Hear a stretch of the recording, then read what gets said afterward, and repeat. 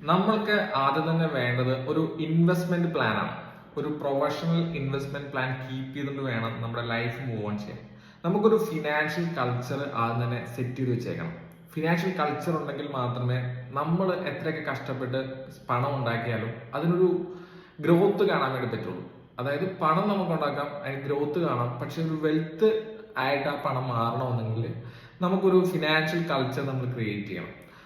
അതിൽ ബേസിക്കലി ഒരു 100 രൂപ നമുക്ക് വരുമാനം ഉണ്ടെങ്കിൽ അതിൻ്റെ അകത്തുനിന്ന് ഒരു 20 രൂപയോ 30 രൂപയോ നമ്മൾ ഇൻവെസ്റ്റ്മെന്റിന് വേണ്ടി മാത്രം വെക്കണം. ബാക്കി 70 രൂപയെ കുറിച്ച് മാത്രം നമ്മൾ ആലോചിക്കുക. അതായിരിക്കണം നമ്മുടെ എക്സ്പെൻസ്.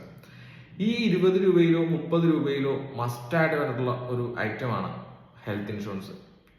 രണ്ടാമത് വേണ്ടത് ഒരു ലൈഫ് ഇൻഷുറൻസ്. മൂന്നാമത് ഒരു ടേം ഇൻഷുറൻസ്.